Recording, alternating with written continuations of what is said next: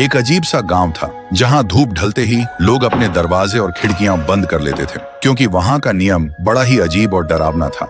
रात के ठीक 12 बजे से पहले हर घर के बाहर मिट्टी के बर्तन में सबसे अच्छा खाना रख दिया जाता था, क्योंकि वहां के लोग कहते थे अगर किसी ने खाना नहीं रखा तो सुबह तक उस घर का कोई ना कोई सदस्य मरा हुआ मिलता और उसका शरीर बिल्कुल खाली होता। इसलिए डर के मारे लोग खाना रख देते थे। इसी गांव में थुंग थुंग नाम का एक आदमी रहता था। वो इतना कंजूस था कि एक दाना किसी को देने से पहले 100 बार सोचता था। लेकिन एक दिन थुंग थुंग ने एक भयानक तरकीब निकाली। एक रात उसने गोल गोल पत्थरों पर आटे का लेप लगाया और उन पर घी जैसा पीला रंग पोतकर बाहर रख दिया। फिर आधी रात के बाद थुंग थुंग को बाहर से कुछ अजीब सी आवाजें सुनाई दी। डर और जिज्ञासा के बीच वह धीरे से उठकर खिड़की के पास गया और बाहर झांक कर देखा। एक साया झुककर उन पत्थरों को चबा रहा था। देखते ही थुंग थुंग का गला सूख गया। तभी वह धीरे से अपना चेहरा ऊपर उठाती है और थुंग थुंग देखता है। वह एक औरत थी। उसका चेहरा बिल्कुल सफेद था और आंखें सीधा थुंग थुंग की तरफ देख रही थी। और फिर एक पल में ही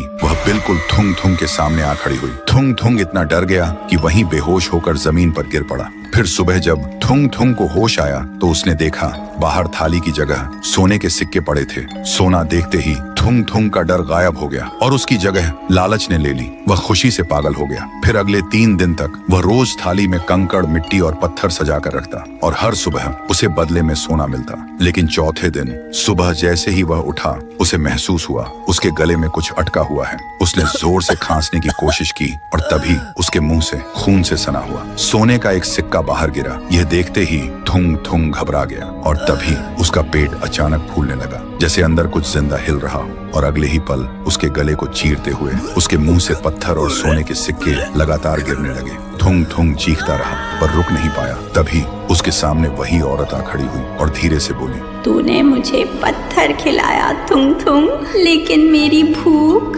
तेरे लालच जैसी थी जो कभी खत्म नहीं होती। तभी थुंग थुंग का शरीर धीरे धीरे सख्त होने लगा और देखते ही देखते वह पत्थर बन गया। अब उसके चेहरे पर मौत का डर हमेशा के लिए जम गया था। तभी वह औरत उसके करीब आई और उसके कान के पास आकर बोली, याद रखना, आज रात 12 बजे तुम्हारे घर के बाहर भी एक थाली जरूर होगी, अगर तुम वीडियो को बिना लाइक किए चले गए तो।